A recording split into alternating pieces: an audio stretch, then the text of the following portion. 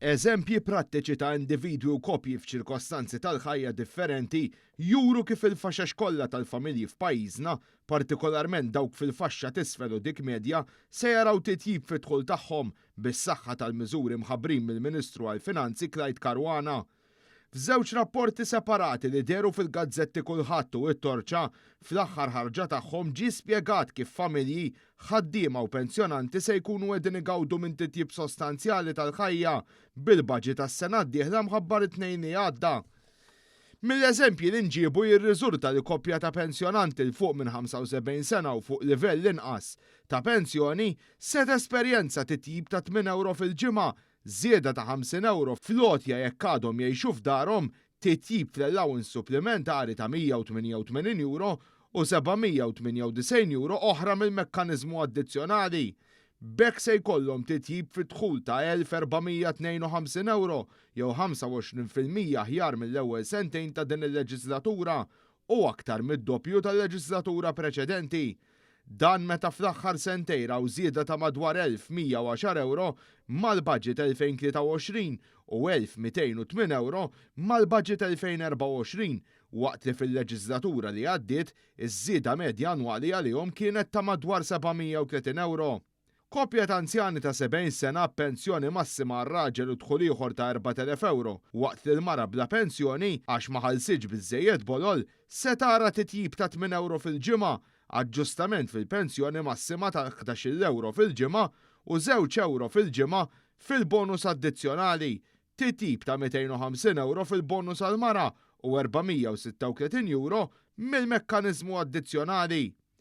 B'hekk se jkollhom titjib fit-dħul annwali ta' 1802 euro jew 58% aħjar mill-ewwel sentejn ta' din il-leġislatura meta rċevew 970 euro aktar permezz tal-budget 2023 u 1313 euro bil-budget 2024. Dan ukoll kważi triplu tar-leġislatura preċedenti meta ż-żieda medja kienet ta' 660 euro fis-sena. Koppja żagħżugħa tnejn fuq il-paga minima nazzjonali u b'żewġ titfal xi jmantnu dawn issa se jgawdu minn żieda ta' madwar 8 euro 50 ċentesmu fil-ġimgħa fil-paga, titjib fiċ-Children's Allowance ta' 500 euro u benefiċċju ta' 1219 euro mill-mekkaniżmu addizzjonali. Kollox id-dħul tagħhom se jitjieb b'2576 euro jew 15% aħjar mill-aħħar sentejn f'din il-leġislatura u kważi 4 darbiet il-medja tal-leġislatura preċedenti fejn kellhom żieda ta' 695 euro kull sena.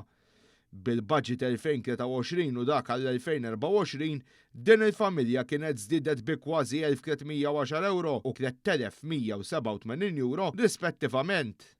Koppja fil-klassi medja b'żewġ titfal, wieħed fi skola privata u ieħor jattendi s-sixth form, se terġa' tieħu żieda fil-paga, se tgawdi minn 1300 euro fit-tnaqqis fl-income tax, żieda ta' 250 euro fiċ-Children's Allowance u titjib ta' 975 euro fit-dħul minħabba l-bidla fl-eżenzjoni tat-taxxa fuq miżati għal skejjel privati. Kollox id-dħul tagħhom se jitjib bi 3070 euro is-sena d-dieħla jew 38% aħjar mill-ewwel sentejn ta' din il-leġislatura fejn kienu rċevew żieda ta' kważi 1520 euro bil-budget 2023 u 2934 euro fil-budget 2024. Iż-żidiet għaliha s-sena d-dieħla jfissru wkoll kważi 3 darbiet il-medja tal-leġislatura preċedenti li kienet ta' madwar 905 euro aktar fis-sena.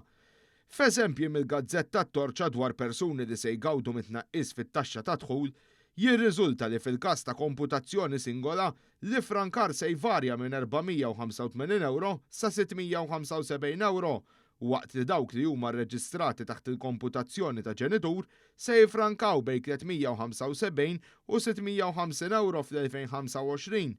Fil-każ tat-tielet komputazzjoni dik tal-miż-żewġin, id-dħul tagħhom se jiżdied bejn 345 euro u 645 euro s-sena d-dieħla.